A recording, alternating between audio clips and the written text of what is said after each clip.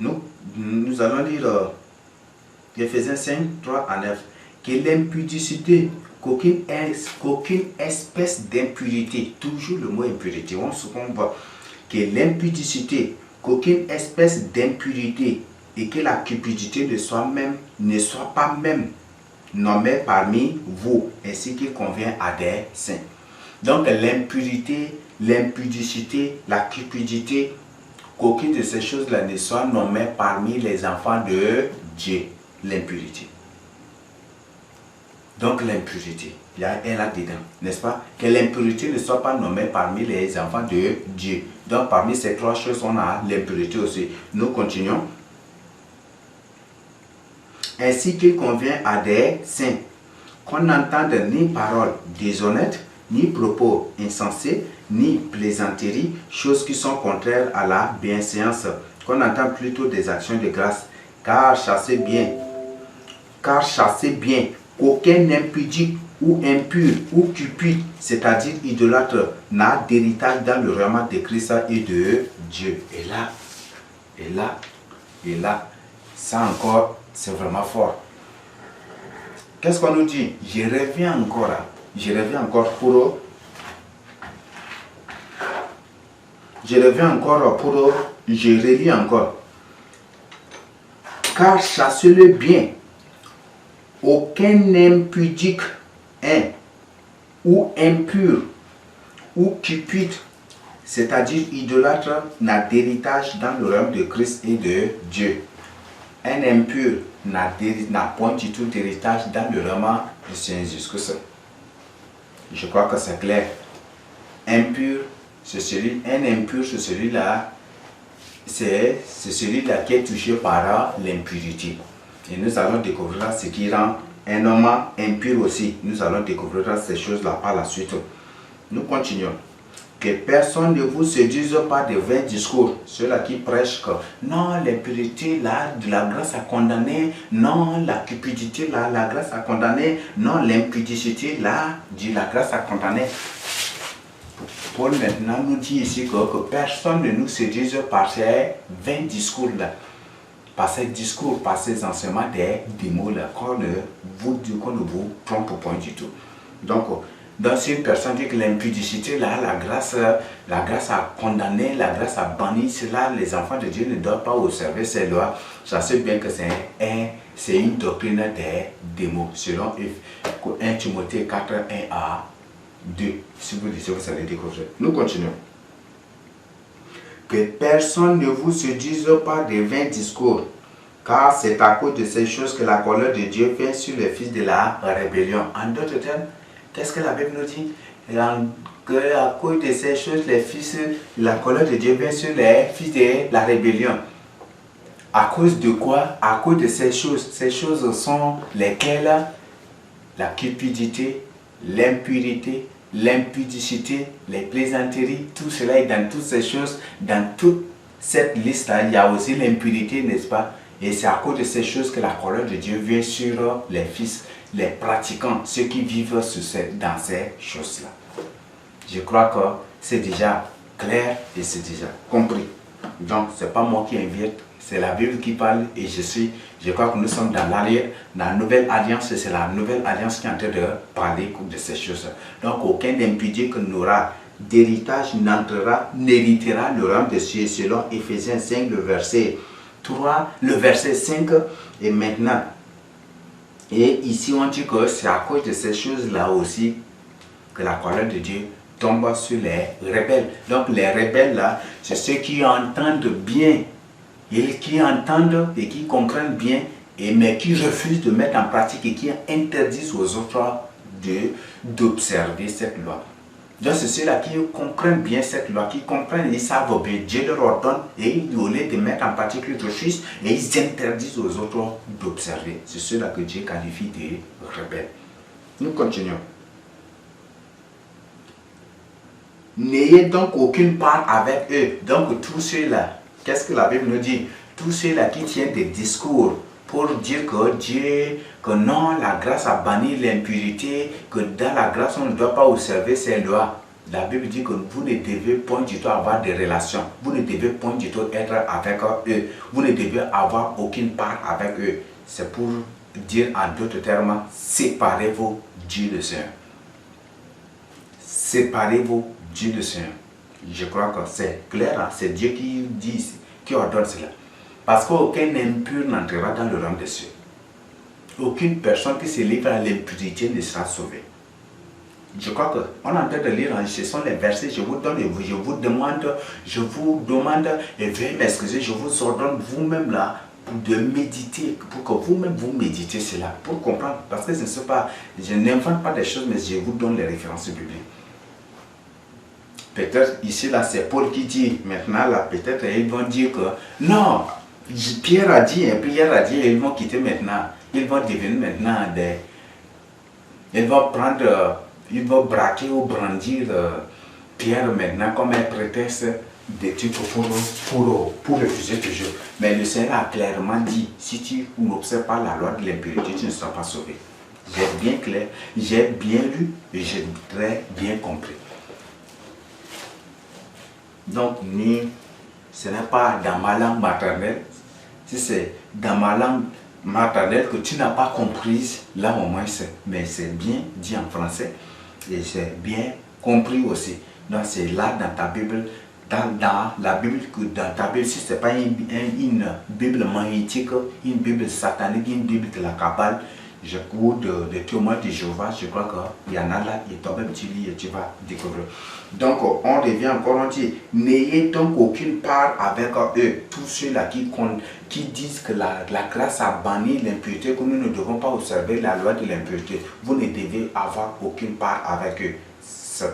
En d'autres termes, vous devez les quitter. Parce qu'aucun impur n'entrera dans le royaume des cieux. Et nous allons découvrir aussi, je parle de manière très claire et très précise. Aucune personne qui se livre à l'impudicité n'entrera dans le royaume des cieux. Si tu refuses de les quitter, de quitter ces gens-là, ces gens qui sont des ignorants, des gens mal affermis, dont Pierre a fait mention, et Paul même, je crois que dans Éphésiens 4, 18, il a parlé d'eux aussi. Donc ces gens, ils ont l'intelligence, parce que si tu refuses de les quitter, c'est là où ils vont atterrir en enfer. Dans leur sera que tu peux atterrir aussi. Tu es déjà informé, averti. Que je ne suis pas là pour badiner, je ne suis pas là pour plaisanter, je suis là pour plutôt te dire c'est l'ordre de Seigneur Jésus que j'ai reçu. Et c'est à l'obéissance, c'est l'obéissance à cet ordre-là qui m'a poussé vraiment de vous présenter ces thèmes-là. Donc je crois que vous êtes déjà informés. Maintenant nous lisons le verset 8. Autrefois vous étiez ténèbres et maintenant vous êtes lumière dans le Seigneur. Marchez comme des enfants de lumière. Tout est déjà mis à lumière. Donc ces choses-là ont conduit beaucoup de gens par ignorance en enfer. Beaucoup de gens par ignorance, ça les a conduits en enfer. Parce qu'on ne leur prêchait pas la vérité. Et c'est ça, vous les trouvez très loin. Mais aujourd'hui, le Seigneur a mis déjà la lumière. Donc tu ne dois plus marcher dans les ténèbres. Quitte tous ces gens-là pour ton salut. Tous ces gens qui disent que nous devons observer la loi de l'impureté, ce n'est pas biblique ou ce n'est plus pour nous. Ce n'est pas pour nous, ça ne concerne pas la nouvelle alliance ou la grâce ou pour condamner tout cela là. Je crois que ce sont même les écrits de Paul aussi, c'est différent et ce sont les ordres que l'Esprit Saint donne à travers lui ici. Car le fruit de la lumière consiste en toutes sortes de bonté, de justice et de vérité. C'est la vérité aussi que nous partageons avec vous. Et cette vérité, en y demeurant, c'est ce qu'on appelle la justice. Parce que la vérité exprime l'ordre, la parole de Dieu. En demeurant dans cette parole, tu demeures aussi dans la justice de Dieu. Nous continuons. Colossiens 3, 5 à 7. Colossiens 3, 5 à 7. Faites donc mourir les membres qui sont sur la terre. Faites donc mourir les membres qui sont sur la terre. 1. L'impudicité. 2. L'impurité. 3. Les passions. 4. Les mauvais désirs. 5 et la cupidité qui est une idolâtrie. C'est à cause de ces choses que la colère de Dieu vient sur les fils de la rébellion. Encore, aïe aïe aïe, encore, ça c'est encore. Donc, est-ce que encore tu as des doutes? Est-ce que tu as besoin vraiment que je continue encore avec la suite de l'enseignement? La suite de cette relation, est-ce que tu as besoin que je continue? Puisque la Bible est claire déjà. Quand l'impureté, c'est à cause que nous devons faire mourir l'impureté de notre vie. Sinon, c'est ces choses-là qui attirent la colère de Dieu dans votre vie. Alors, tu veux encore que je continue? Bon, c'est important parce qu'il y a des choses qui rendent les gens impurs aussi. Et c'est très important que tu continues par suivre pour découvrir. Donc, je reviens encore, c'est vraiment fascinant. Je veux que tu brandisses bien pour les oreilles, pour bien écouter. Faites donc mourir les membres qui sont sur la terre. L'impudicité. L'impudicité, ça c'est le désordre sexuel. Connaître, tu n'es pas marié et puis tu connais des femmes, tu couches avec des filles, des trucs comme ça, partout comme ça. Et ça c'est de l'impudicité. C'est aussi synonyme de l'impudicité, c'est aussi ça. Non, ça, avec la prostitution, ça va dans le même sens aussi. La prostitution, ça peut prendre, ça prend un peu un autre sens, mais impudicité ou prostitution, ça, l'impudicité, c'est beaucoup plus c'est celui qui n'est pas marié, mais qui se livre, qui couche avec les filles ici, qui couche avec les hommes ici, pour ses satisfactions, pour ses plaisirs, des trucs.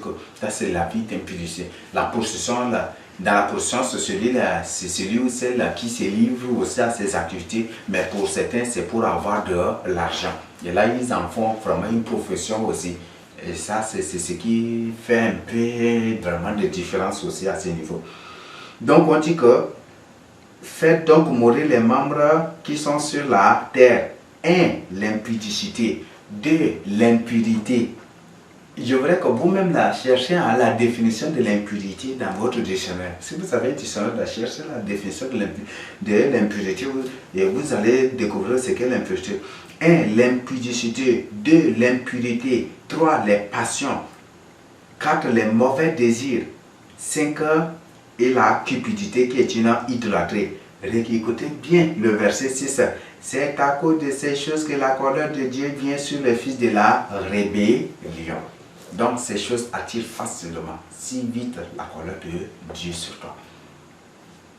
Je crois que c'est clair déjà. Donc c'est la parole de Dieu.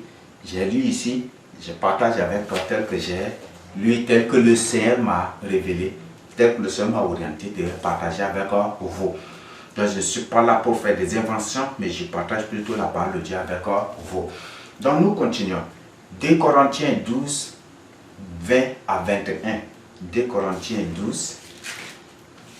2 Corinthiens, le chapitre 12, 20 à 21. Donc qu'est-ce que nous allons?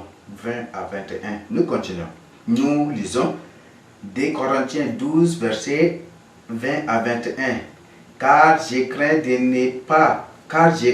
ne pas vous trouver à mon arrivée tel que je voudrais, et d'être moi-même trouvé par vous tel que vous ne voudrez pas. Je crains de trouver des querelles, 1.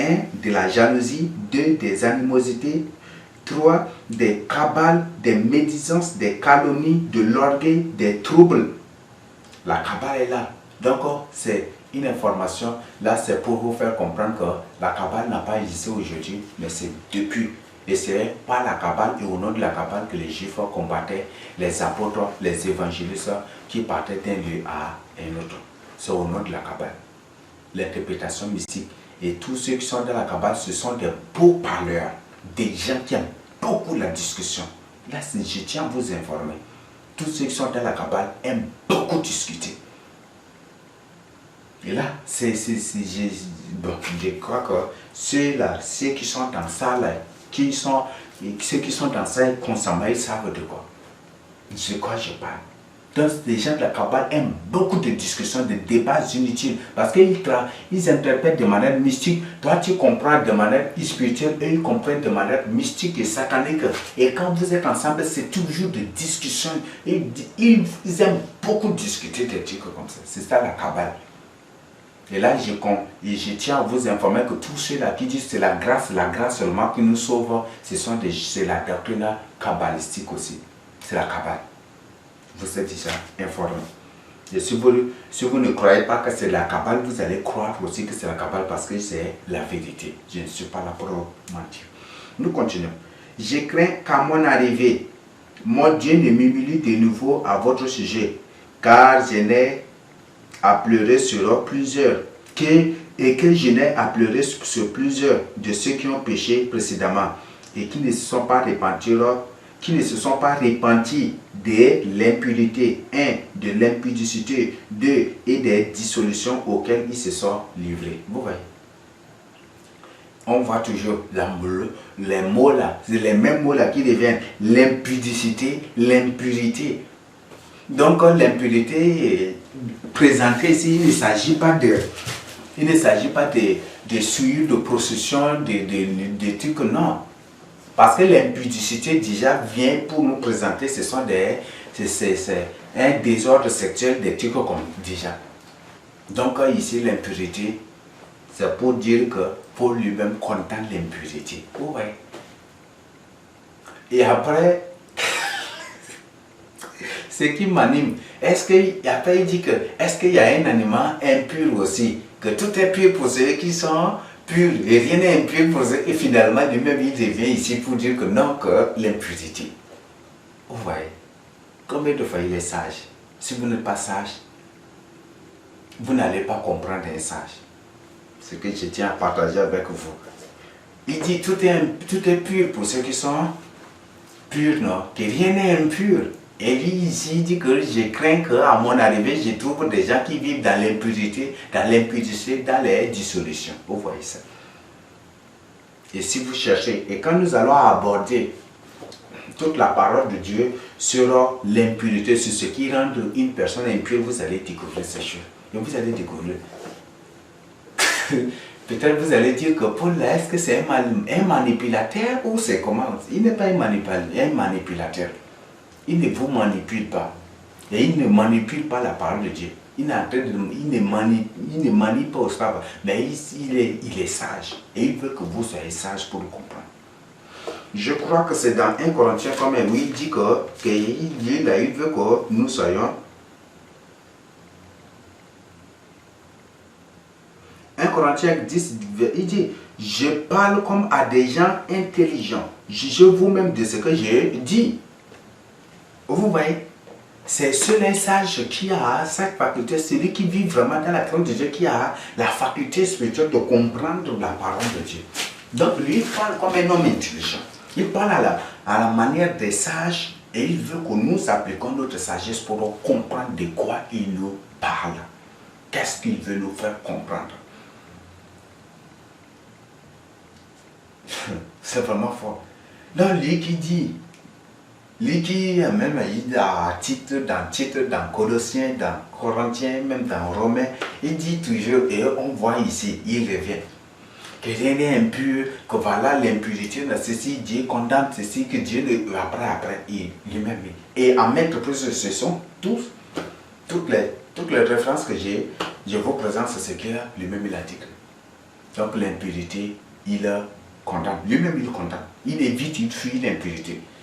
Donc, peut-être il a été victime d'impurité à maintes reprises chez les Corinthiens, et c'est à cause de ça qu'il leur prévient qu'il a peur qu'à son arrivée, il rencontre encore ces problèmes-là. C'est à cause de ça qu'il est en train de leur avertir. Donc, c'est pour dire qu'il leur informe qu'il va venir, mais il faut qu'il chasse que ça c'est interdit et il ne veut pas rencontrer ces choses-là encore à son arrivée.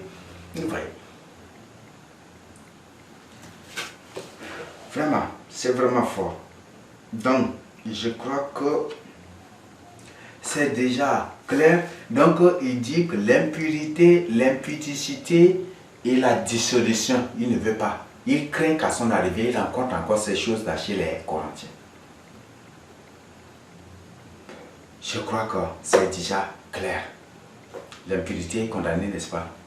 Nous continuons. Galates 5, 19 à 21. Nous allons découvrir encore des choses merveilleuses.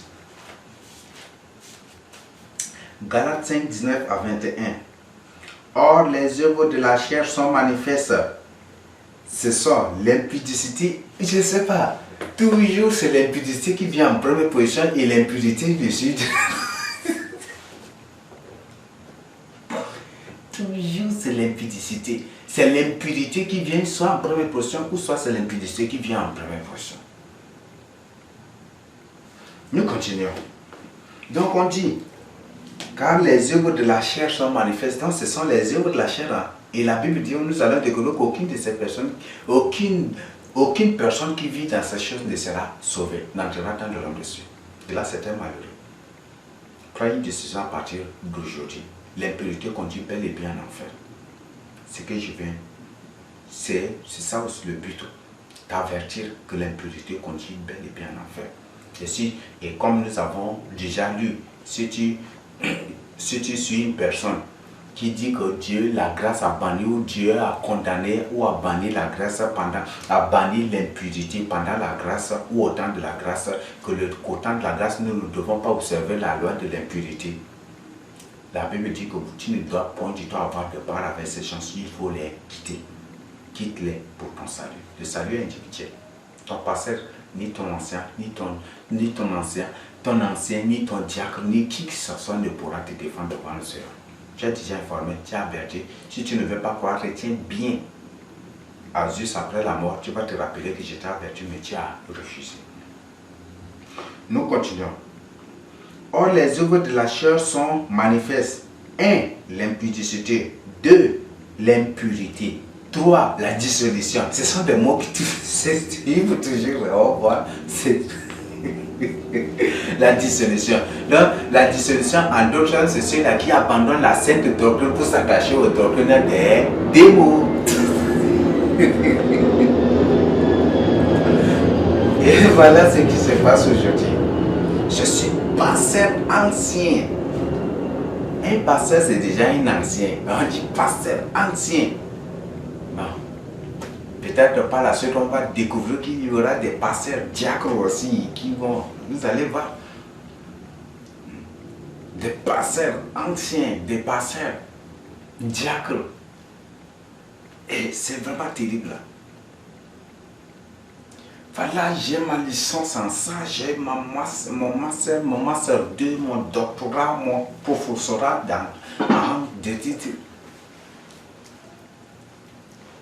C'est ça l'hérésie. Et c'est ça, ce sont ces choses-là qui ont provoqué, qui ont amené, qui étaient à l'origine même de l'avènement des doctrines des démons. Aux avènements des doctrines des démons.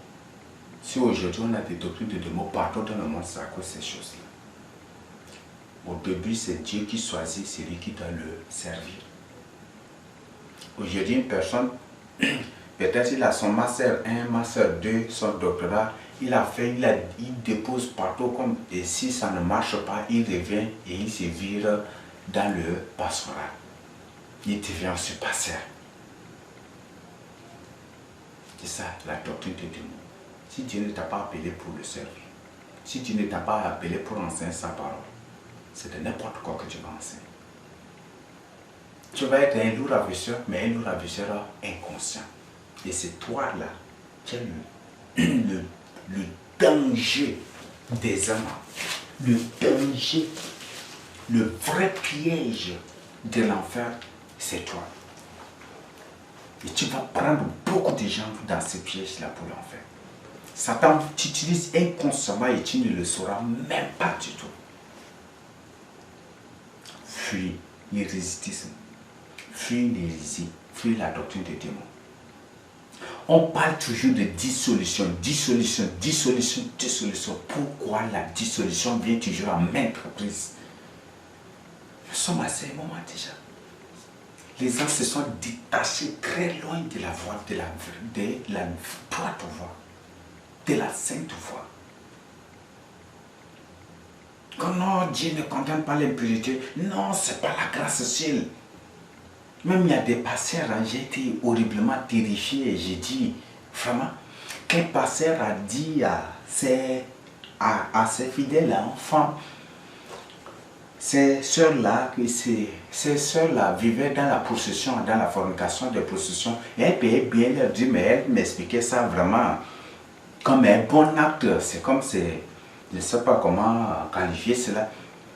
Donc, voilà que la procession, que c'est l'argent de procession, pas l'argent de procession, ils payent bien la dîme des trucs.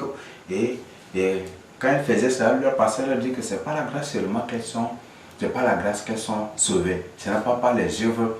Et Dieu ne voit que le cœur. Donc, en ces processions même là, c'est si leur cœur est sur Dieu, si Jésus-Christ est dans leur cœur là, c'est fini. Ouais. Et ce sont les pasteurs eux-mêmes hein, qui invitent leurs fidèles à se processer pour apporter beaucoup de dîmes. Et ils leur demandent de faire beaucoup semer pour avoir beaucoup aussi. Vous voyez? Toi-même, si en suivant, et ces sœurs, c'est difficile de les amener au Seigneur Jésus parce qu'ils brandissent, parce que pour eux, leur pasteur là, c'est une facilité. C'est leur pasteur pour elle là, c'est ça la voie de la facilité pour être sauvé. Donc ils croient en ces enseignements des démons de leur pasteur. Donc pour ces sœurs-là, c'est leur pasteur là qui a. Et toi tu viens, ils voient que c'est difficile et ils disent après ils vont mieux. Mais tout cela, si je mets en pratique, comment j'aurai encore de la manger, j'aurai encore quoi. Comme mon pasteur c'est mieux et pour eux c'est ça. Donc tellement que les gens aiment la facilité, les gens sont paresseux, oisifs à se livrer à la crainte de Dieu. Quand tu leur dis la vérité, c'est difficile, ils ne vont pas accepter. Donc ils veulent la facilité, ces facilités-là. C'est pas le cœur, c'est pas la grâce. La grâce, c'est une faveur imméritée. C'est une faveur imméritée. Donc si tu crois que tu vas être enlevé, tu seras enlevé. Mais si tu ne crois pas, tu ne seras pas aussi enlevé. Et c'est comme ça. Donc ces gens se livrent à la possession, ils font tout. J'ai pitié de ces soeurs-là, je vous le dis. J'ai pitié de ces soeurs-là. C'est vraiment terrible.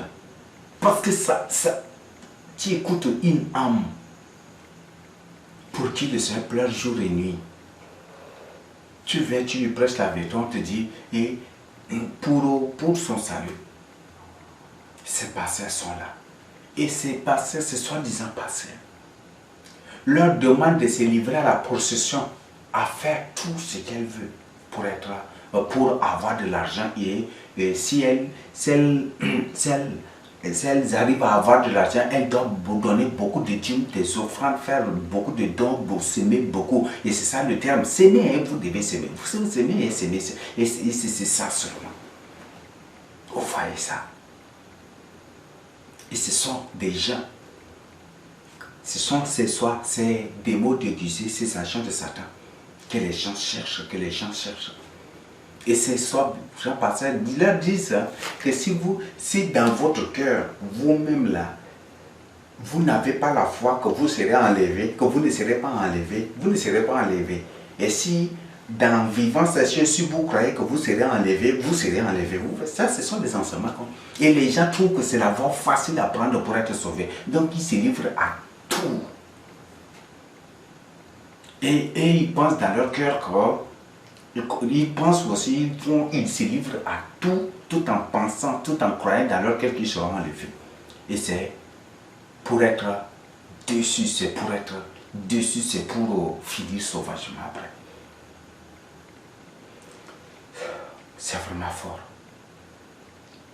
J'ai dit c'est vraiment fort. Il y a des choses. Quand j'écoute certaines sœurs là, ça me fait mal carrément. Quand j'écoute certaines personnes, ça fait vraiment mal. Mais c'est l'homme qui a choisi. Tu lui dis quitte, il refuse. Pour lui, c'est ça la voie facile pour être sauvé. Mais toi, avec ta parole, où il ne faut pas faire cela, là, ça ne vient pas de Dieu. Donc, ce que celui la presse, c'est ça la voie facile à suivre pour être sauvé. Et c'est ça. Mais comment? Le Seigneur Jésus-Christ a dit, déchargez, lisez Matthieu 28, 11 à 13, non? J'ai dit 11. Matthieu 11, 28 à 30. Lisez pour découvrir. Venez, vous qui êtes chargés. Vous qui êtes chargés, fatigués, déchargez sur moi vos jougs et vos fardeaux, n'est-ce pas? Et qu'est-ce qu'il a dit? Chargez mes jougs et mon fardeau sur vous. Mais ces jougs-là, ce ne sont pas des jougs paysans. Si le Seigneur Jésus-Christ nous ordonne de nous efforcer d'entrer par la porte étroite, c'est pas. Et parfois, ces gens, tu leur demandes, est-ce qu'ils ont la Bible à la maison? Et ils disent qu'ils en ont.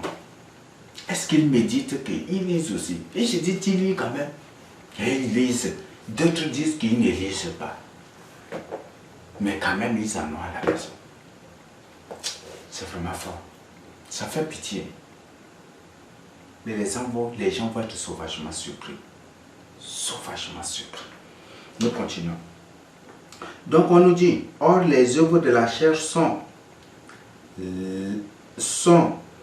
sont l'impudicité, sont manifestes, ce sont l'impudicité, l'impurité vient toujours dedans, la dissolution, l'idolâtrie, la magie, les inimitiés, les querelles, les jalousies, les animosités. Vous les jaloux, vous écoutez bien, vous les animés, vous qui vivez dans l'animosité, vous qui êtes des inimitiés, et vous qui êtes dans l'inimitié avec les autres, vous, écoutez bien, les disputes, vous qui aimez beaucoup les disputes aussi, les divisions, les sectes, l'envie, l'ivrognerie, les excès de table et les choses semblables. Je vous dis d'avance, comme je l'ai déjà dit, que ceux qui commettent de telles choses n'hériteront point le royaume des cieux. Donc dans toutes ces choses citées, il n'y a pas l'impurité, il y a l'impurité. L'impurité, que ceux qui commettent l'impurité aussi n'hériteront point du tout le royaume des cieux. Donc, si peut-être j'ai été rapide, je vais reprendre encore la lecture parce que là, nous sommes là, c'est pour que vous compreniez. Donc, je veux que vous prêtiez l'attention, que vous soyez vraiment concentrés pour comprendre cela, cette lecture que je vais vous faire. Donc, je ne veux pas que vous connaissiez, mais que vous compreniez. Ça va beaucoup vous aider. Nous les prenons. Or, les œuvres de la chair sont manifestes. Ce sont l'impudicité. L'impudicité, j'ai déjà expliqué. L'impurité, c'est ça notre thème. Et après, nous allons découvrir les choses qui rendent une personne impure après aussi. La dissolution, abandonner la sainte voie. Dissoudre, c'est détourner de la sainte voie, de la sainte doctrine, de la vérité. L'idolâtrie, je crois que vous connaissez l'idolâtrie. La magie, vous connaissez déjà la magie. Les inimitiés, ceux-là qui se voient, je ne sais pas, une inimitié, c'est celui-là qui se voit même ennemi juré de l'autre, qui se divise, qui se sépare, qui veut se démarquer des autres.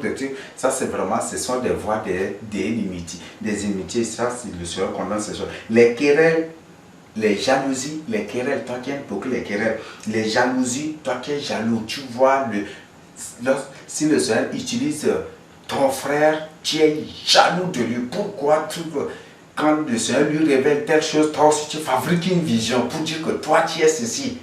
J'ai été sauvagement surpris qu'un a dit même que Jésus lui a dit que quand il va créer de nouvelles choses là, lui aussi il va créer avec lui. Aïe! Merde! Ça là! Vous voyez? Vous voyez? Ça c'est terrible, hein? Ça c'est terrible. Le Seigneur révèle que ça c'est... Le Seigneur révèle telle chose. Lui aussi, il fabrique une vision pour que dire que... Moi, la vision qui me fait rire jusqu'à aujourd'hui, c'est la vision sur Élisée, que Élie, c'est à cause de quoi il a giflé Élisée 4 fois. Et après, et que Élisée, le matin, Élisée est venu pour lui demander pardon, Élie l'a giflé encore, bang! Et Élie l'a giflé pendant 7 jours. C'est vrai. Et ce qui est la plus terrible de comédie de ma vie, c'est la vision sur les armures. On voit un mensonge que la personne bon, le Seigneur a permis ces mensonges-là pour l'exposer. 3000 anges ont transporté une chaussure. 10 000 anges ont transporté autre côté. Et le Seigneur lui-même a mis sa main là, il a pris vite sans problème. Et lui, quand il a transporté, il a marché avec la personne. Vraiment, ça c'est... bon, ça c'est... Non, il y a des choses, je vous le dis, il y a des choses. Donc les chaussures transportées par 3000 et 2000 ans, c'est le Seigneur seul qui a pris ça. Et lui aussi, il est marché avec ça là, sans problème. Et c'est typiquement l'armure de Saül. Quand nous allons aborder l'enseignement de Saül, vous allez découvrir. Et que voilà, que chaque fois, Élie envoyait Élisée pour payer de nourriture, pour faire la nourriture. Et quand Élisée apportait la nourriture, là, Élie mangeait tout et puis lui donnait la tasse pour aller laver. Et puis c'est comme ça. Ça, c'est un sorcier qui forme un autre sorcier. Ou c'est, je ne sais pas. C'est des choses terribles. Là. Et c'est ces choses-là que les gens croient. Je ne dis pas pour scandaliser. Mais il y a des visions purement sataniques. Visions purement sataniques. Là, ça ne vient même pas de Dieu. Ça, vraiment, il y a des choses. Encore, il y a des choses sauvages. Je ne sais pas, c'est des inventions. Ça, c'est des pures inventions. Que voilà, que la mère de Jephthé est venue pour dire à sa maman, pour dire à Jephthé, parce que Jephthé était juge, il n'était pas roi. Et que voilà, que Jephthé, que la maman est venue se plaindre devant Jephthé, que voilà, tel homme l'a connu, en la connaissant, a pris de bois et puis a mis dans son sexe des trucs comme ça. Est-ce que c'est ça vraiment que la Bible nous a dit? Et que Jephthé a pris la personne et puis il a mis bâton là dans son sexe, dans le... Non, il y a...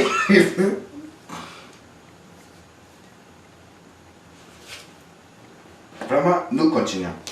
Donc, nous avons les jalousies chez la qui aujourd'hui. Moi, c'est maintenant, c'est en octobre ici, hein, vers fin de septembre, 20 quelques fois, 28 ou 20 quelques, j'ai commencé par suivre les enseignements. C'est depuis que le pasteur Daniel m'a copié cela. C'est depuis qu'il m'a copié. Il m'a copié ça depuis. Mais j'ai vu le titre là, moi je comprenais de quoi il s'agissait d'ailleurs. Là, j'avais déjà compris de quoi il s'agissait. Donc je n'ai même pas. Et c'est tout récemment maintenant que je viens de suivre ces choses, j'ai découvert des choses vraiment. Ça, c'est vraiment fort. Donc, les jalousies. Si tu es jaloux, tu ne veux pas que le Seigneur utilise ton frère, lui enfant comme ça, qu'est-ce qu'il connaît, lui enfant comme ça, pourquoi c'est la jalousie, bannis cela de ton cœur. Et aujourd'hui, les gens combattent la vérité, c'est à cause de la jalousie. Beaucoup ceux qui combattent la vérité, c'est à cause de la jalousie. Nous avons les jalousies, les animosités, les disputes, toi qui aimes beaucoup discuter, débattre sur la parole de Dieu, les divisions, les sectes, l'envie, l'ivrognerie, les excès de table et les choses semblables. Je vous le dis d'avance, comme je l'ai déjà dit, que ceux qui commettent de telles choses n'hériteront point le royaume des cieux. Donc dans toutes ces choses, il y a l'impudicité. N'est-ce pas? Il sera bien et bien condamné cela. Maintenant, nous allons lire notre dernier verset dans 1 Thessaloniciens 4.